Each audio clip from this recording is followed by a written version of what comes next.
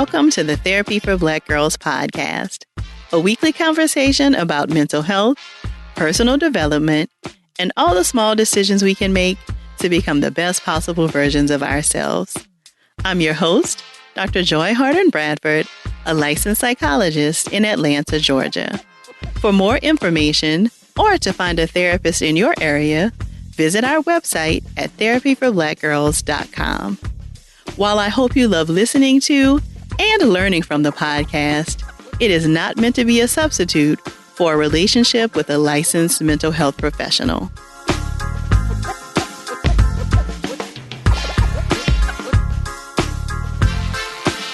Hey y'all, thanks so much for joining me for session 318 of the Therapy for Black Girls podcast. We'll get right into our conversation after a word from our sponsors. Which friend are you in your sister circle? Are you the wallflower, the peacemaker, the firecracker, or the leader? Take the quiz at sisterhoodheals.com/quiz to find out, and then make sure to grab your copy of Sisterhood Heals to find out more about how you can be a better friend and how your circle can do a better job of supporting you. Order yours today at sisterhoodheals.com. What's your favorite summer activity? Perhaps a road trip with the family or enjoying local festivals with your girls? Whatever your summer vibe, Starbucks has got the perfect drink to match it. Introducing the Frozen Lemonade Starbucks Refreshers beverages. These refreshingly frozen beverages blended with sweet fruit flavors and real pieces of fruit are sure to keep you cool and quench your thirst. With flavors like strawberry acai, pineapple passion fruit, and mango dragon fruit, you're sure to find one you love. Get it at your favorite Starbucks store or on the Starbucks app. Since 2020, Pure Leaf's Know is Beautiful platform has encouraged women to embrace the word no in iced tea and in life. Just like Pure Leaf says no to artificial flavors and tea powders, Know is Beautiful empowers mothers to say no to doing it all and yes to the things that matter most. This year, Pure Leaf's No Grants program will give away $400,000 in grants to help moms reduce the financial burden at home. Apply for a Pure Leaf No Grant now at pureleaf.com/no-grants. Shea Moisture is taking their commitment to Black excellence to the next level with their new series, The Next Black Millionaires. Products from this year's winners are available at Target. Whether you're looking to spice things up with the Jamaican hot sauce from Scotch Boys, pamper with the plant-based goodness of Undefined Beauty, or elevate your wash with Cosmology's hair tools, Target has you covered. The docuseries will unveil their journeys, struggles, and the impact they're making on their communities. The Next Black Millionaires is streaming right now, free on the Roku channel. Simply uttering the word menopause can result in feelings of dread for anyone born with a pair of ovaries. Hot flashes, sleepless nights, and painful sex are some of the many transitions that we associate with getting older and experiencing menopause. But menopause doesn't have to be the secretive, painful experience that so many of us were raised to view it as. And today's guest is one of the many Black women working to erase its stigma. Omisade Burney-Scott is a seventh-generation Black Southern feminist, storyteller, and social justice advocate. She is also the creator and curator of the Black Girls Guide to Surviving Menopause, a multimedia project focused on normalizing menopause and aging through the centering of the stories of Black women, women-identified, and gender-expansive people. During our conversation, Omisade and I discuss how to navigate the transition into menopause, dealing with feelings of grief as a result of experiencing menopause, and how to start intergenerational conversations around the menopausal experience. If something resonates with you while enjoying our conversation, please share it with us on social media using the hashtag TBGInSession. Or join us over in the Sister Circle to talk more about the episode. You can join us at community.therapyforblackgirls.com. Here's our conversation. Well, thank you so much for joining us today, Omisade. Thank you for having me. I'm really glad to be here. I'm a huge fan of you and an extraordinarily huge fan of Therapy for Black Girls. I'm always sharing your information with folks. Well, we are honored to have you chatting with us today. So we are going to be talking about all things Let's menopause. do it. Let's So do if you could, right, let's just dive right in. So it. if you could just get us started with a definition, like what is menopause and who is impacted by menopause? Well, let me start with who is impacted by menopause. If you were born with a uterus and ovaries, you will be impacted by menopause at some point in your natural life. So that's a really important thing for all folk to know. And being born with a uterus and ovaries doesn't necessarily mean that you identify as a woman. And so there will be people who are women, people who are trans, people who are genderqueer, people who are gender expansive, non-binary, who will experience menopause because they have uterus and ovaries. What menopause is simply when you have not had a menstrual cycle for one full calendar year, so 12 months, 365 full days consecutively. This hurts people's feelings when I say this, Dr. Joy, and I don't want to hurt any of the listeners or the watchers' feelings when I say, if you get to day 360 and your period starts again, you got to start all the way over. So if you get to month 11, day 29, and your period starts, you got to start all the way back over. So it is the ceasing of your menstrual cycle. And it is also the diminishing of your levels of hormones, so estrogen and progesterone. So it is a combination of things. And your hormones are always shifting and changing as you grow and age throughout your lifetime. And so even as a postmenopausal person, which I am, I'm postmenopausal now 10 years. My hormone levels are still changing and adjusting. And so while I don't experience hot flashes or what people would call vasomotor symptoms, which include hot flashes, night sweats, insomnia, brain fog, things like that, I do sometimes have other issues because there are about 80 physical manifestations of menopause and it's on a range. And that's the other thing I feel like it's really important for folk to understand, that menopause is on a spectrum. There are a lot of assumptions about what menopause is, but it really is a physical, cultural, and political experience that we all should be prepared for and should be talking about. And I think culturally, it is a liminal experience, like any other experience you have where your identity that you were moving with previously is shifting and changing, which then means that all your relationships are changing, not just you, but all of your relationships with your family and your friends and your colleagues and all of those things. And so it is quite the cultural phenomenon, in my opinion. Thank you for sharing that. And I'm aware as you were talking, a lot of the symptoms that you're talking about, I don't know that I knew they were connected to menopause or perimenopause, any of that. And I think it just speaks to like the secrecy that it often feels like happens related to menopause. So can you say a little bit about why it exists in such secrecy and how that might contribute to the misinformation we get about menopause? Well, the first time the terminology of menopause was actually used publicly was around 1821 by a French physician. And it was not in service to providing better care for women. It was actually in service to reinforce the patriarchal views of the fragility of women and to pathologize our health. If you look globally at the experiences that people were having with menopause, there are rites of passages that most indigenous communities would have for women or girls as they are navigating different life changes, movement from being a child to an adult. For folk who are going to have children, if you're a woman or a birthing person, there would be rites of passage for that. And there were certainly rites of passages where you were moving into what people would call your crone phase, right? But as colonialism and slavery took hold, a lot of the ways in which we understand the feminine form, and to be sure, Black women, there were all these reasons why our humanity was always brought into question. The feminine form, the form of being a woman, is already pathologized. And then you layer into that the growing racism that was happening upon our arrival here in this country and that we've been navigating and disrupting and fighting and pushing back against, always returns to, well, they're not really women anyway. They're not really human anyway. They're not really in pain anyway. So what does it even matter? So we live in Western civilization. We live in a society that centers usefulness, centers whiteness, thinness, straightness.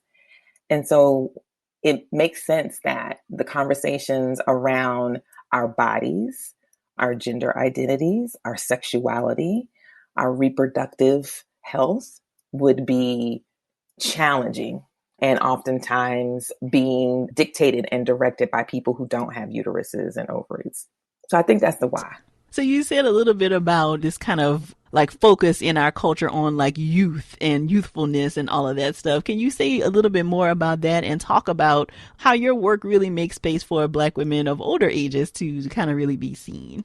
There's always been a part of our culture where people have been chasing the fountain of youth. And part of that is attached to our relationship with death and dying and the fear of death and dying. I don't think that there has been a lot of conversation or work or understanding around our understanding of death and dying as a society. And I'm speaking specifically about Western culture, the United States. Now, certainly inside of the United States, we are not a monolith, and we know that there are a lot of different ways that people understand this journey we have as human beings. But to be sure, like generally speaking, there is a fear of getting older because there is some confusion and sometimes fear around our own mortality. And so when you're talking about getting older, that's one thing. But when it becomes apparent that you're getting older, that's another thing. And I think that what that does is that elicits concern, it elicits confusion. If a person is not culturally grounded, and inside of that culturally grounding, there can be cultural norms, there can be spiritual norms or religious norms that helps them make sense of their own mortality that they believe in or lean on, then it could be a really tricky kind of situation. And then we also live in a capitalistic society, and capitalism is always looking for an opportunity to create the supply demand, right? So if the larger question is, how do I stave off death? How do I disrupt aging, anti-aging? What do I do to do that? They're happy to oblige. Capitalism is happy to oblige you, and it will oblige you with creams and elixirs and all manner of things that you can put in your body or up your butt that will help you feel better. But the fact of the matter is there needs to be a cultural and narrative shift to help people understand that all of us, not one person, is going to get out of this thing alive, and that every step of the way, you're going to have different experiences, and you deserve to be supported every step of the way. And there should be opportunities to have conversation and to have a deeper understanding for yourself around this journey of your life. And what the Black Girl's Guide really focuses on through a reproductive justice lens is body sovereignty. We're trying to help people interrogate, understand, be curious about how are you at home inside your own body, right? And how are you at home inside of a body that's aging? Because from the moment you take your first breath till you take your last, your body's aging. And so there are all the markers. You're looking at me and I've got this gray hair, and there are things that I look at physically that were not there last year, 5 years ago, 10 years ago, 20 years ago, right? And so every day I'm not only making peace with where I am in my life, I'm also committed to finding ways to be at home and loving the body that I'm in as it continues to evolve and change.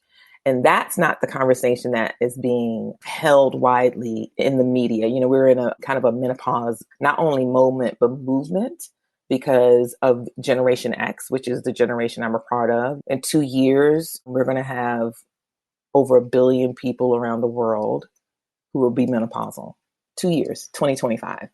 I have not seen anything from the UN, the WHO, or NIH. There's not been any larger multidisciplinary conversation around menopause and aging. It tends to be compartmentalized to either folk who are physicians, OBGYNs, researchers, and then you now have the onslaught of femtech companies, lifestyle companies that are offering all manner of products, which is fine. And also these virtual communities that tend to be for white, cis, hetero, affluent women. And so people who already exist at the margins are being pushed further to the margins. And that's why the Black Girl's Guide to Surviving Menopause is so critical because we center folk at the margins and we are intentional about doing culture and narrative shift work through storytelling. And we're also clear that any policy work that's going to happen, any advocacy work that's going to happen has to be humanized and it has to be inclusive. And so we want to be a part of those conversations. And we have over 4 years of qualitative data from all the storytelling that we've been doing that we can offer as information, data, reality. So can you share a little bit about your own transition into menopause? What were the first signs that you knew you were even entering menopause? I actually began my journey with menopause probably in my late 30s. In retrospect, it wasn't obvious to me. I did have these kind of shifts and changes in my menstrual cycle where I started my period October 31st, 1979, and my period had been pretty much right as rain, except for the times that I was pregnant. And I had my first son when I was 25. I was pregnant again at 40. And that's when the language of menopause was introduced to me because I had a pregnancy loss. I had a miscarriage. And so my OBGYN said to me, this is not uncommon for perimenopausal people to have a pregnancy loss because you're born with your full complement of eggs, right? So all the eggs you will ever have, you're born with, which actually is really cool because that means that you've never not existed because all the eggs that your mother ever had, you were there. Your grandmother, you were there. So we've always been there in some way, shape, or form, which I think is beautiful. But the eggs also age. And so I tease, I say I have a 25-year-old egg in my 31-year-old son, and I have a 41-year-old egg in my soon-to-be 15-year-old son.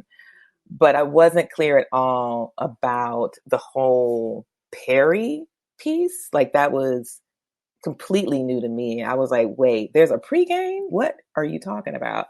And then after I had the miscarriage, I got pregnant again at 41 and I had my youngest son. And then maybe 2 years, 3 years after that, that's when I actually started having hot flashes. And I had hot flashes for probably about a year, maybe 18 months. And then I had my last period in 2013. And so everybody's experience is really, really, really individualized. I cannot express that enough. There's so much about who you are that will dictate your menopause experience. So like who you are physically, your family of origin, who you are culturally, where you live, how you are navigating in the world in terms of the things that we might experience because of racism or patriarchy and misogyny, like all of those things play a direct role in how you are going to experience menopause. And so there's not a one size fits all, and it's definitely not cookie cutter. More from our conversation after the break.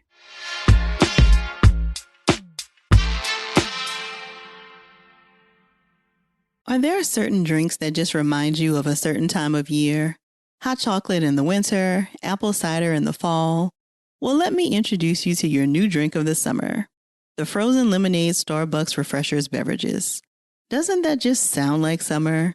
Whether you're lounging poolside with your girls or headed to the park with your kids, these refreshingly frozen beverages blended with sweet fruit flavors and real pieces of fruit are sure to keep you cool and quench your thirst.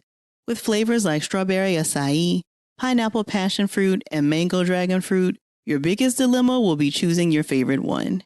Add some sweetness to your summer with a frozen lemonade Starbucks Refreshers beverage. Get it at your favorite Starbucks store or on the Starbucks app. You know, it's a beautiful thing when a TV show can balance images of Black love, joy, and community with enough drama to keep it spicy. That's what we love about the hit Showtime original series, The Chi, from Emmy winner Lena Waithe, which is back with a new season and a new streaming home on Paramount+. The Chi's got heart and heat, and it's always bringing that big Chi energy. Now the question this season is, what happens when the honeymoon is over and real life begins? Once you get the relationship, the job, or the money you've been dreaming about, what happens next? Well, when it comes to The Chi, we know that life is never easy, and just about everything comes at a cost. Did I mention there's going to be some drama? You know there is. This season, the South Side is stepping up, bossing up, and running their streets their way. Love to see it. Don't miss new episodes of The Chi, streaming August 4th on the Paramount Plus with Showtime plan. Whether you're searching for the latest sneaker drop, that iconic handbag, a timeless watch, or your next piece of classic jewelry, eBay authenticators are there verifying every detail of your purchase. Yep, we're talking each inch, stitch, tick, facet, and clasp that make the piece you're searching for worthy of your collection. eBay's authenticators are experts in their craft, true connoisseurs, and as leaders in their fields, they're making sure your items always arrive as authentic as your style. So go ahead, get that piece you've always wanted, and leave it up to the meticulous eyes of an eBay authenticator to make sure that watch movement is original, that glimmer is real gold, that rare sneaker is legit, or that handbag is really made of genuine leather, and never get faked over again. In a world full of fakes, it's time to get real with eBay Authenticity Guarantee. Everyone deserves real. Visit ebay.com for terms. So you talked about the experience of menopause being at this liminal space, right? Like when we are transitioning from one identity to another. Can you say a little bit about what that transition has been like for you? Like, have there been any experiences of grief or loss or other things, and how have you navigated that? My relationship with grief is really dynamic. There are times where I feel like it's soft, but present, melancholic, but doable. And then there are times where it kind of takes me by surprise. And I want to be more mindful and thoughtful about those times where it feels like grief is sitting on my chest and just like smothering me. And so I just let it be what it's going to be. And the most important thing for me around my relationship with grief is being honest about when I'm grieving. And I think it's very healthy to be able to not see grief as something that you get to tie with a nice neat bow and be done with it. And it's good, like it's a one and done, because it's not. And I think that for this menopause journey, there is a really interesting dynamic and way in which grief and rage show up. We had a really good conversation with Sister Jennifer Mullen from Decolonizing Therapy, and she said that grief and rage are siblings. And I had never heard that before. And I was like, that makes sense to me, because I think as Black people, we have not always been afforded the ability to be emotionally present to all of our emotions. Certain ones, yes. And so we mask. And so sometimes the way we mask grief is by rage or being detached or whatever. And I was like, oh, this makes a lot of sense. And so if you've not been supported as a person with your own agency with your body, or maybe you have, and you just for the first time are encountering, I realize my body is changing. I'm going through a really intense time, and a different type of grief is showing up for you that's illegible, right? Like it's not the grief you felt when a parent transitioned or a partner or a friend. You are in a transformation that might bring up grief for you in a way that doesn't make sense. So here's an example. We interviewed this really beautiful young person named Austin. Austin is genderqueer, trans masculine person who had gender affirming surgery when they were, I think, 28. And they had complications from the surgery. They had a full hysterectomy and they had complications. And they also went immediately into menopause. So there were two things going on at the same time. And they also were feeling these really deep feelings of grief. And they were trying to make sense of it. It was their therapist that helped them realize, you know, you're menopausal, right? And Austin was like, no. No one said anything to me about the fact that once I had this hysterectomy, I would be menopausal immediately. And two, they had this really beautiful conversation about disenfranchised grief and how, as a Black, Southern, trans, masculine person, what they were also experiencing was disenfranchised grief. Like, how dare you grieve this transition you are going through? This is something you wanted, wasn't it? So how dare you? It's like when you get that amazing job and then you get on the job and microaggressions are choking you out every day. And people being like, you better go to work and shut your mouth. That's a good job. You able to pay your bills and you can pay your mortgage. What you angry about? You like, so I can't grieve. I cannot grieve how I'm being treated, what my experience is. And so liminality is a really fascinating anthropological phenomenon that happens inside of our cultures where you find yourself coming to the end of a journey of a period of your life where you had a particular role, a particular function, particular relationships, some level of power, or maybe not. And then you move into this liminal space, which is like that in-betweenness that can be really, really disconcerting. That in-between space, it's like walking in a cricket room. It's like sometimes you can't make out where you're going. And so you need journey mates. You need people who will walk with you. You need people who can say, stand up. Like the room is crooked. You're not. It's okay. Like take my hand, or here's a lantern. Here's a light. I'll walk with you. So people who've journeyed the path before you, people who are coming behind you, I think that's part of the work that we are very committed to as well, is like we want to illuminate the path. So when people find themselves in that liminal space, they're not reaching around in the dark, trying to find their way and just feeling really disoriented. I love that. I feel like you're painting such a beautiful picture. And one of the things I love about what you said today in the work that you're doing is a real focus on intergenerational conversations and like, how do we pass these messages on? I wonder if you can share something that you heard or learned about menopause when you were younger that you have since learned was not correct. I don't know if I heard or learned something that wasn't correct, but I was very observant. I don't know about you, but I grew up both in Maryland and North Carolina. My mama did not have sisters. She had chosen sisters. So my aunties were her best girlfriends, and my sister and I were proficient at ear hustling. This is the 70s. We had a skill set. And when my mom's best girlfriends would come into town, they were like in their mid to late 40s, early 50s. You could ear hustle, which I know now, the frequency of their conversation were these menopausal conversations. And I would see like my Aunt Emma, which was my dad's sister, she would have this like ubiquitous washcloth on her shoulder. So when she would have a hot flash, she would take the washcloth off her shoulder and pat her face. And I always thought she was being very dramatic. I was like, it cannot possibly be that bad. And she also was a bit tyrannical about the thermostat. If you wanted to get in trouble, go ahead and start playing around and touching people's thermostats. She's like, not allowed, not allowed. And it moved from being frigid cold to being hell hot when she got older. It was really interesting. I was like, 20 years ago, you were freezing us out. Now I'm about to melt in your house. But it was this very interesting observation. And because my mom transitioned when I was a young woman and a young mom, I didn't get to have a lot of the conversations that I think we would have had. My mom was a registered nurse, and she was not a boomer. My mother was born in 1930. And I definitely feel confident that a lot of the ways that she talked to us about our bodies, if she were using the language we use now, it would be like consent. My mom was just like, look, that's your body. Nobody can touch your body without your permission, not even me or daddy.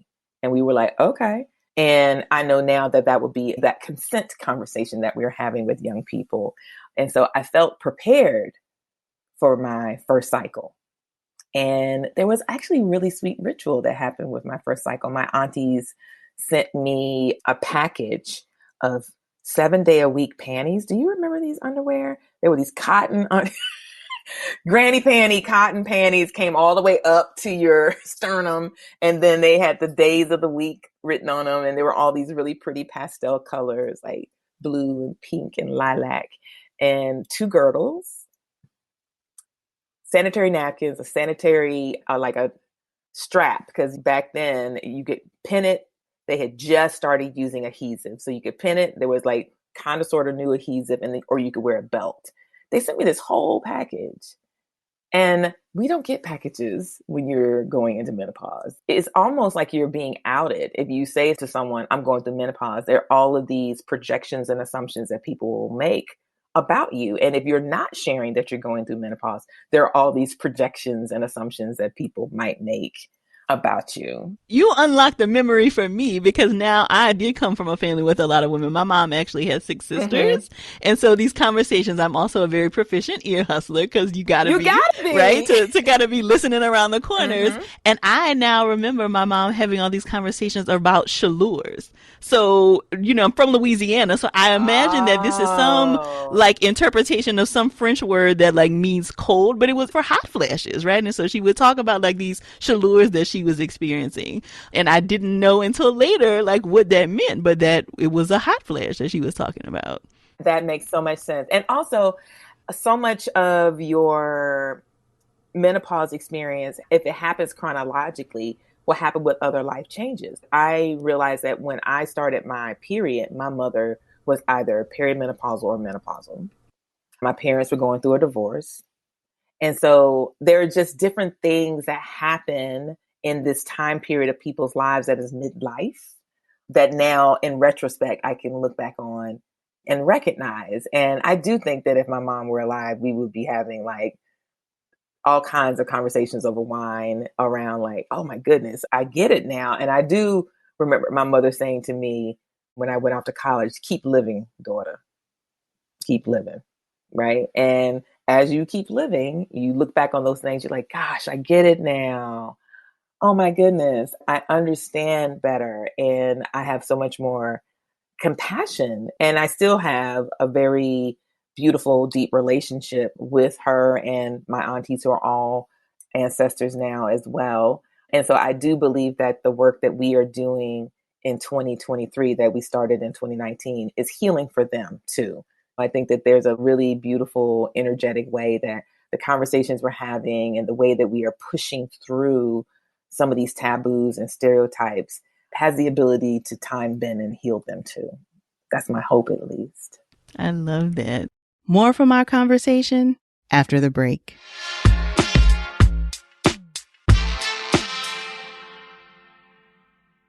Are there certain drinks that just remind you of a certain time of year? Hot chocolate in the winter, apple cider in the fall.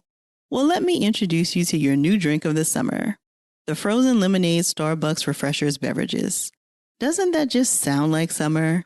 Whether you're lounging poolside with your girls or headed to the park with your kids, these refreshingly frozen beverages blended with sweet fruit flavors and real pieces of fruit are sure to keep you cool and quench your thirst.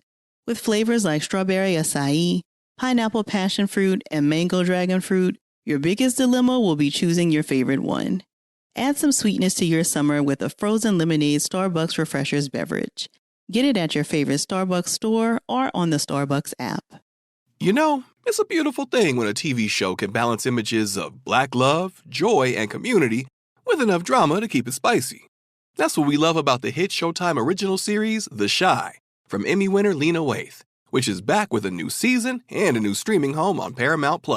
The Chi's got heart and heat, and it's always bringing that big Chi energy. Now the question this season is, what happens when the honeymoon is over and real life begins? Once you get the relationship, the job, or the money you've been dreaming about, what happens next? Well, when it comes to The Chi, we know that life is never easy, and just about everything comes at a cost. Did I mention there's going to be some drama? You know there is. This season, the South Side is stepping up, bossing up, and running their streets their way.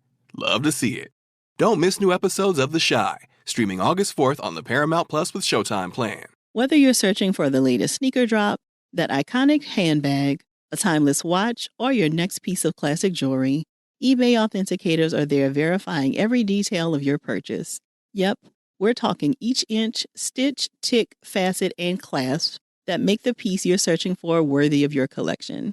eBay's authenticators are experts in their craft, true connoisseurs, and as leaders in their fields, they're making sure your items always arrive as authentic as your style. So go ahead, get that piece you've always wanted, and leave it up to the meticulous eyes of an eBay authenticator to make sure that watch movement is original, that glimmer is real gold, that rare sneaker is legit, or that handbag is really made of genuine leather, and never get faked over again. In a world full of fakes, it's time to get real with eBay Authenticity Guarantee. Everyone deserves real. Visit ebay.com for terms. So what advice would you give to people who want to maybe start some of these intergenerational conversations with their elders or, even with the younger people in their life without making people feel uncomfortable? So we start conversations with the individual and giving them space to just talk about themselves, how they're feeling inside of their bodies, how they feel about their bodies, their relationship or understanding to pleasure, their relationship or understanding of grief, their relationship or understanding of creativity, how they've changed over time. One of our favorite questions we asked in this first iteration that we were doing conversations in 2019 was like, how different are you from 10 years ago? It doesn't matter if you were 28, 48, or 78 in the group. Everybody could think back, it's like, gosh, where was I 10 years ago? And that's a very easy on-ramp to a conversation, right? And you just keep that conversation going. You just keep grounding that conversation again. Like, we also do activities where we give people an opportunity if they want to write a letter to their future self. And not in the where do you want to be in 5 years, but what are some things that you want to speak over your future self? How do you want to give your future self some love? Or a letter to the ancestor that you will be? How do you want people to remember you? What kind of legacy do you want to leave for yourself, your family, and your community? And so when you start at a very personal level, you learn all these different storytelling tools that help people connect with each other. But I think that the easiest thing for a person to do is just to start over some really good food, whether that's a pot of pinto beans or some collards or a sandwich or some croquettes. Like, if you fry some fish, we're going to have a good conversation. I can tell you that right now.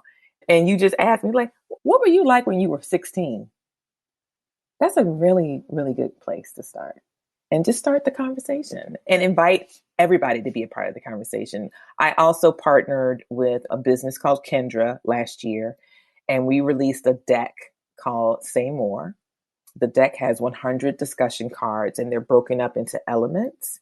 And we talk about identity, grief, mental health, sexuality, intimacy, play, pleasure, creativity, menopause, aging. It's almost like a mashup of an oracle deck meets a tarot deck meets a game deck. And you shuffle the cards and you can use them for conversation. One of my friends, Brittany, was doing it with her grandmother, and her granddaddy was ear hustling the conversation. And that's how she found out that her grandparents are having quite the lovely sexual relationship in their 70s. She texted me. She was like, why are my grandparents getting it in? And I said, wait, what?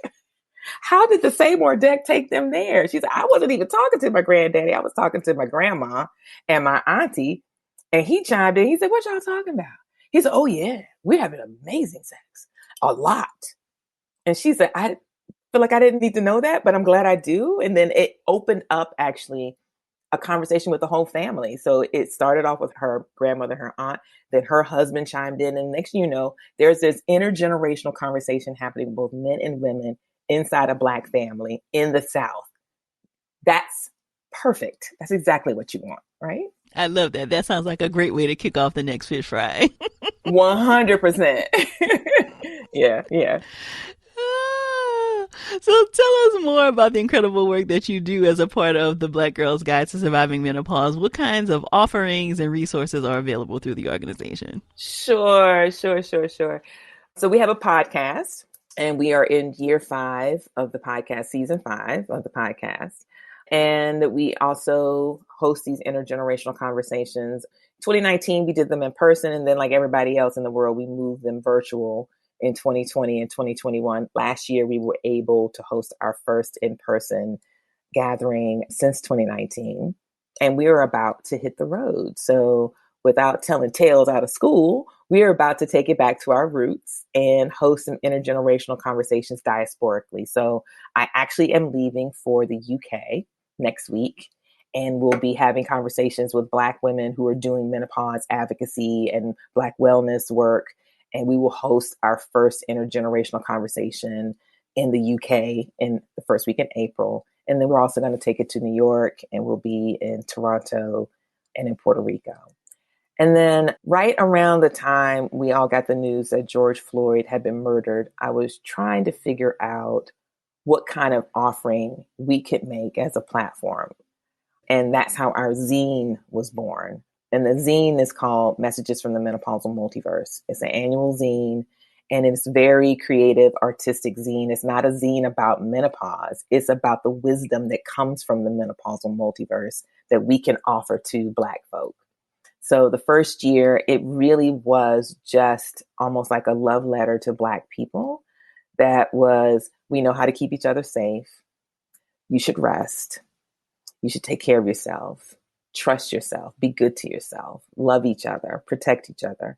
And so we just went back into the podcast and excavated narratives and quotes from the podcast. And then we refashioned them into this kind of Afrofuturistic string theory zine and offered it to the community. And then in 2021, we wanted to focus on mothering and our understanding of mothering and how mothering is not bound by age or gender or even being alive, and how much we mother each other. And you don't have to physically give birth to a child to mother people. And then last year, we decided to focus on folklore, and we wanted to give the narrative of 4 folkloric tales back to the women who were the central characters of these folkloric tales. So we pulled a folkloric tale from Senegal, one from Kenya, one Mesoamerican, and one Slavic tale. And we basically made it like, if you were telling your story, you would say, now I know you all have heard this story about me, but let me tell you who I really am. So we took the narrative back from the narrator and gave it back to the woman. And we offered that last year. We are not going to do the zine this year.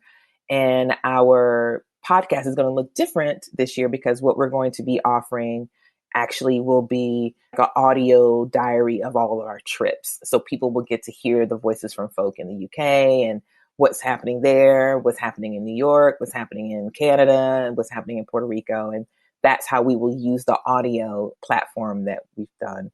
And then the last thing is, we are very intentional of trying to figure out how we do advocacy work. I've done reproductive justice advocacy work for about 15 years. And prior to launching the Black Girls Guide as a part of a creative sabbatical, I had no intention of actually launching a project. I just wanted to do something while I was on sabbatical that would be meaningful for me. And because I love storytelling, and I always feel like storytelling has a healing quality to it, I wanted to document the conversations I was having, and then maybe trying to find a way to offer it back to the community. And then this thing became something else and had a life of its own. And I'm grateful for that. But there's just been this really interesting way in which people who are doing menopause work, there's a disconnect inside of the reproductive justice landscape. So there's been so much amazing work done around making sure folk have access to reproductive health care and abortion access and contraception and sex education and sex positivity. And it's almost like when you get to perimenopause, you fall off the cliff, as if bodily autonomy, agency, and body sovereignty stops when you become a menopausal person. And it absolutely does not. So I'm being intentional about partnership and helping with some policy work to try to expand that.